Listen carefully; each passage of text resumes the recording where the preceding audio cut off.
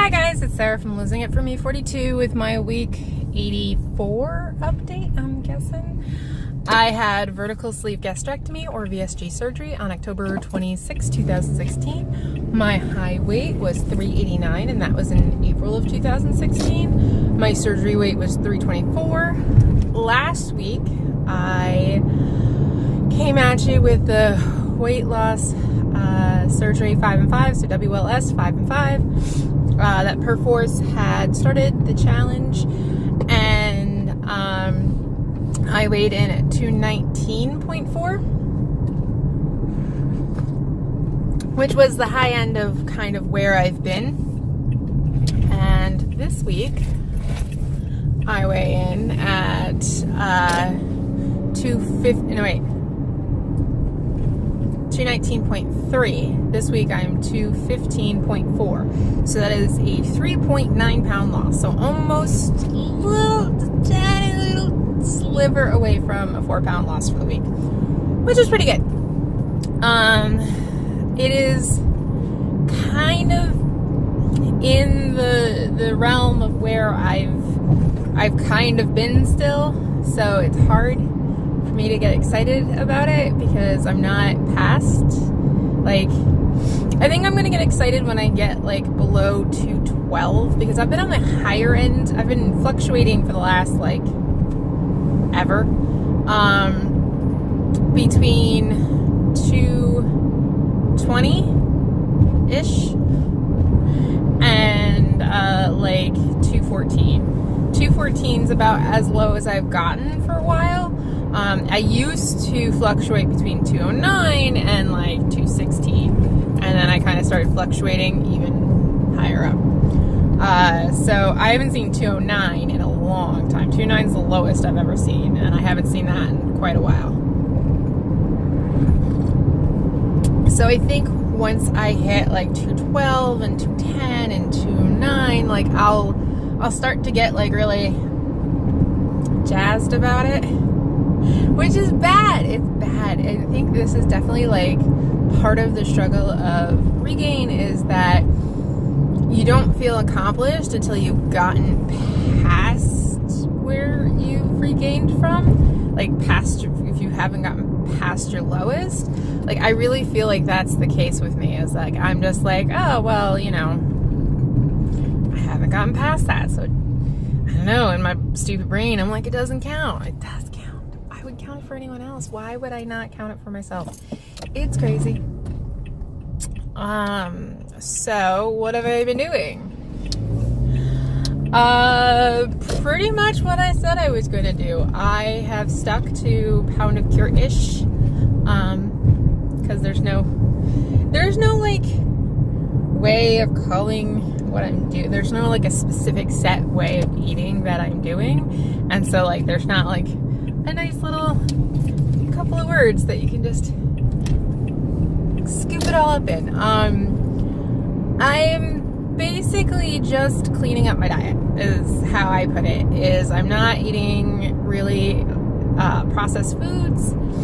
I have a low carb brand flaxseed pita every once in a while, but I try to make that like more of a rarity and not an everyday thing.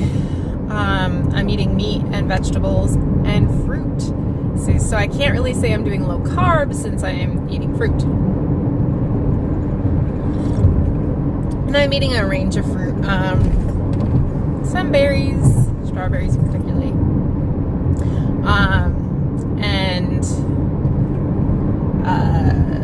apples, and I bought some nectarines. It's been nice. It's also been nice that I've been seeing weight loss while eating fruit. If you followed me for a long time, you know that I have like mental issues with fruit. Because I've been doing low carb for such a long time, I was like, can't eat fruit. It's too high in sugar and carbs, and I will gain weight. Well, apparently I did. I was also trying to limit my dairy. I'm not good with that. I like dairy. I like dairy a lot. And it just like, I was like, I'll have it with one meal. And then every once in a while, like, I would have it with something else. And then I was like, oh, that sucks. Like, it's not with just the one meal. And then, like, I wasn't having coffee as much because I couldn't have cream in my coffee, and coffee sucks without having cream in coffee. And it was just like, I wasn't happy. And part of this whole like exploration is to find what works and I'm still happy. So something that's sustainable, something that like I don't have to, I'm not miserable. I'm not, I'm not struggling with, just something I can do pretty much like every day. And that's my thing, is just kind of experimenting. I've added dairy back in. We'll see how that goes and see if that was at all an issue of any kind. I kind of feel like it isn't, because I added dairy back in over this weekend and I still lost, so I don't think it was an issue. I'm sadly amazed that I basically,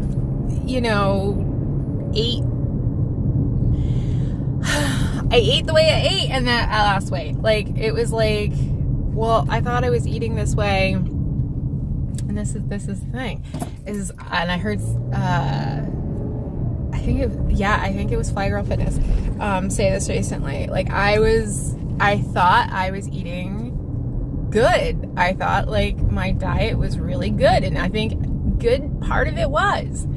The problem is that there's all these like tiny little sneaky things. And even now, I couldn't tell you what all the tiny little sneaky things were. Like, they were so freaking sneaky. Some of them were seriously obvious. Things that I was having that was definitely not on plan. And I was like, yeah, but it's a good choice. And it's like, yeah, but this is the thing that's fucking you up. So, yeah, I've kind of like taken all of that out of my diet. I won't say that I'm 100% either. Like, I'm trying. It's a process. As I talked in my last video, I have come off of diet soda, which is a really big thing for me. And drinking lots of actual water. I think I'm going to try to continue to limit my artificial sugars, but I'm not going 100% no artificial sugar. I'm going to limit them. I think like choosing to have water instead of a flavored water is just like smarter. And I think that my body reacts. It's so weird. Like, you think of it and you're like, well, water's water. Whether it's flavored or not, it's still doing the same process inside your body. But I feel different when I drink just plain water. I feel like more actually refreshed and hydrated. Which is weird, but it's true. I drink a lot more water when it's flavored, but I've been doing really good with my water. I've been getting at least 120 ounces every day. And I am enjoying that. Sleep is sleep. I'm not getting the greatest of sleeps. My body just like decided at 2 o'clock this morning. It was like, yeah, I'm done. I was like, no, you're not. Go back to bed. And I was like, no, yeah, we're done. Our brain is good. We're good. And I was like, no, sleep more. Do it. And it finally did, but like,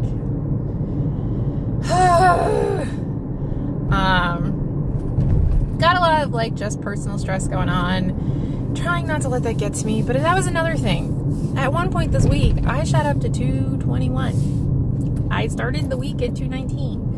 I was doing everything I was supposed to be doing, and I shot up to 221, and I kind of had like a mini freak out for like a second and was like, see, it's not working.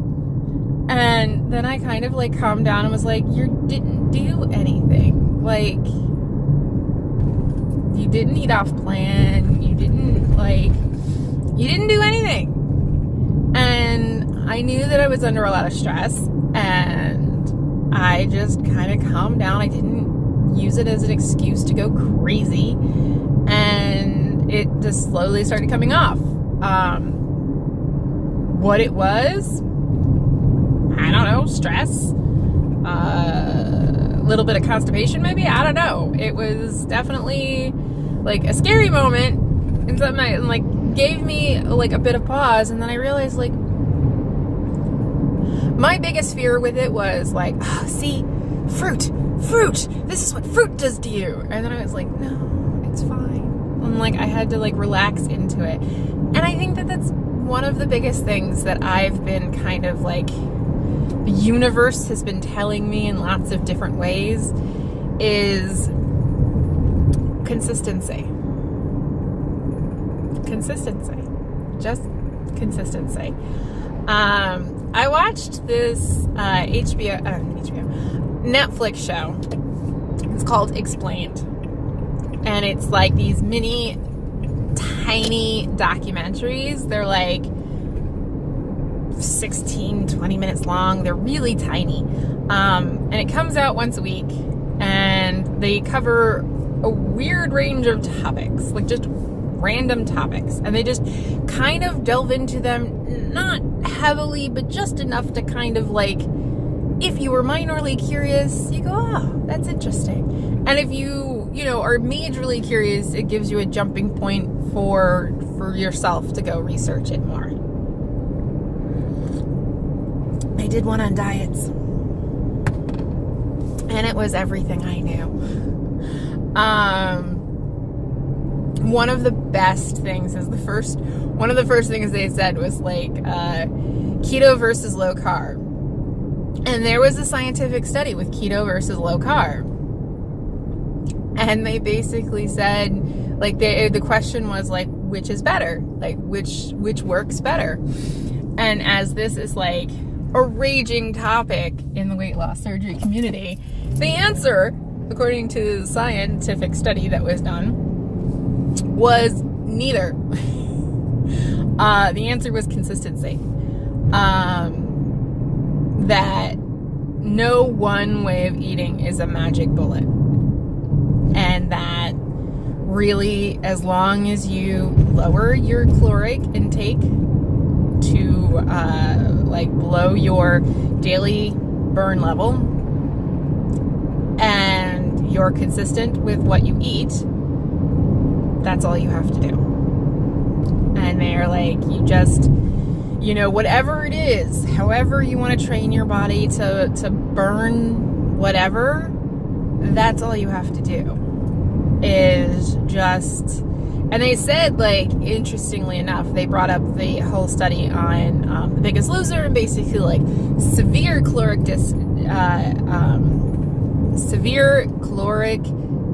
restriction is actually like the whole, it's, if you haven't looked at the study that they did on all of the contestants of The Biggest Loser, it's basically like how severe caloric deficit has basically destroyed most, if not all, of the participants' metabolisms. Because even if you lose a whole bunch of weight, you still have to burn more than somebody who weighs as much as you, who never had a lot of weight. And so you might be smaller, but you still have to burn at a higher level. Like your body goes like, yeah, we can survive on 800 calories. Like, and you're like, why is the person next to me eating 2,000 calories and I'm eating 800 calories and they're losing weight and I'm not? That's why.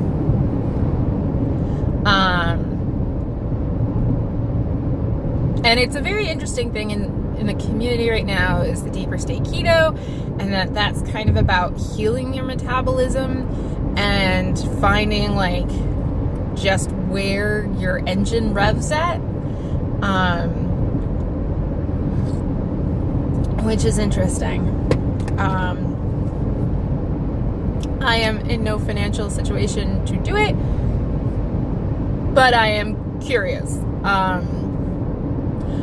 I don't even know so much that I want to do keto as much as I just kind of want to find what the right ratios for me are. Like where, like hone and fine tune those levels. Because I think that would be beneficial to know. I don't know if it's one of those things that's sustainable. For me, it's right now, I don't want to do anything extreme. I've done extreme. I don't want to do extreme because if I do extreme, I'm not going to stick to it. And I'm really kind of very much seeing at this point, I'm almost 2 years out. In October, it'll be 2 years. And so I'm about a year and a half, but you know what I mean.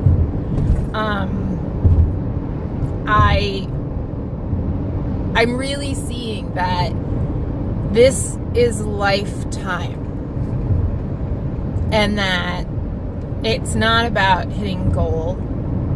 It's not about getting to a specific weight.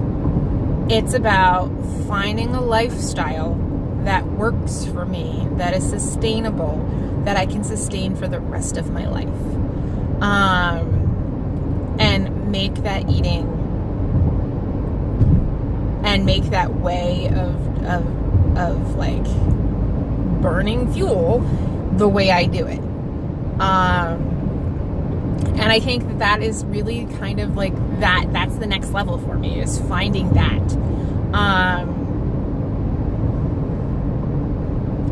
I think that, like, you know, so many people say like you're still on the honeymoon. I was like, I don't think so.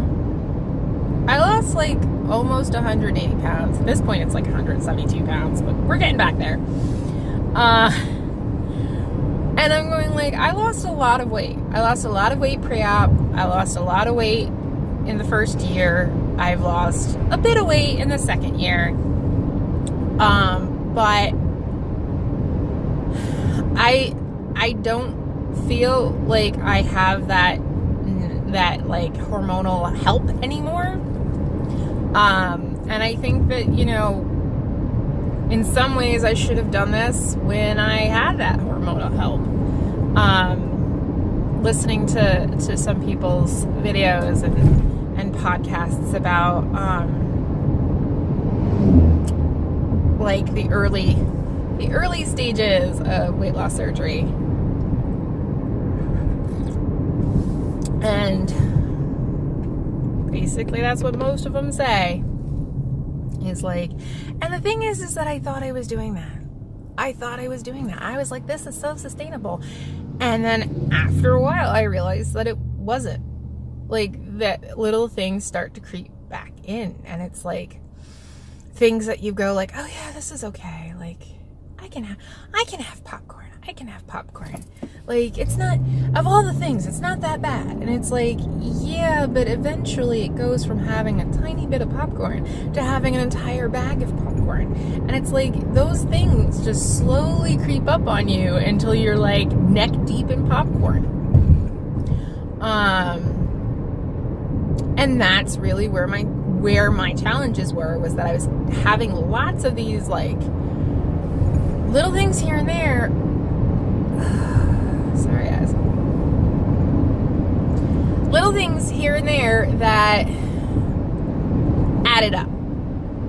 And added up daily. And honestly, the scariest thing is like, you know, how little you have to eat over your caloric intake on a daily basis in order for it to add up to pounds at the end of the year. How little? 50 extra calories? It's ridiculous. I'm not absolutely positive, but it's something fucking ridiculous. And that adds up. It's so tiny. It's so tiny. And that's fucking frightening.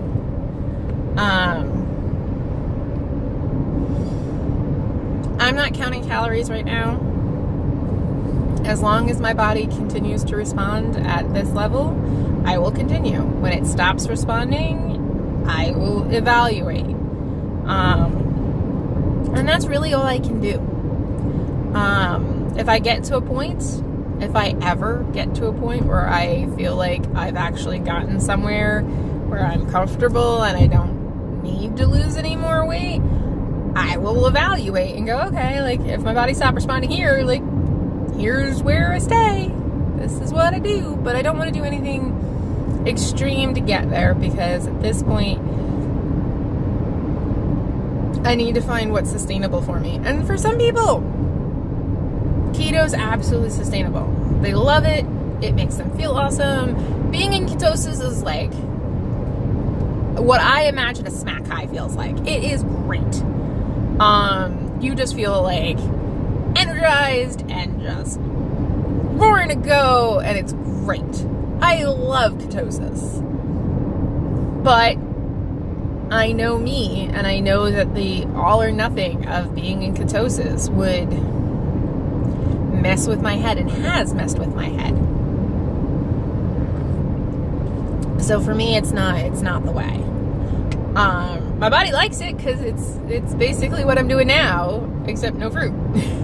It's like meat and vegetables, and yay! That's what my body likes, is meat and veggies. And I've known this for a long time, but you have to kind of circle back around after you lose your way. And that's what I'm doing. But I'm enthused. I'm on path. I'm on track. I feel like the switch has finally... Keep going, squirrel. I feel like the switch has finally switched in my head, and I feel like I'm recommitted to this, and that makes me feel better. I felt like very uncommitted for a while, and I think on some real ways, I've been dieting, restricting how I eat, watching how I eat for like well over 2 years. That's a long time. And the fact that like I fell off makes sense. Sometimes you gotta take a break. And I think sometimes you gotta take a break and it sucks and you gain weight, and then you go like, oh, that's why I was doing this. You know, it's kind of like when you go away for a couple of days and you leave your relationship and then you come back and you're like, oh, I actually missed you. You know, and then you're like, oh, all of those, I actually missed you. Like that whole thing. That's kind of for me how this has been. I circled away from eating the way I'm supposed to be eating, and I struggled with it. I really struggled with it because I was like, I don't want to do that. I want to do what I want to do. And it took a while for my brain to go, yeah, no. And it's hard because I jump up and down on the weight on the scale, and it's like, I'm like, look, see, eating chips, I can still lose weight eating chips. And it's like, yeah, but it doesn't stay off. It's like your body daily fluctuates. That just happened to be a day where it fluctuated, you know, in a positive way, but you ate bad. So, hanging in there, focusing, refocusing, and looking forward to week 2. I think this is going to be hopefully a good progress week that will help reorientate my brain into feeling progress. Does that make any sense? I need more coffee. Okay, guys.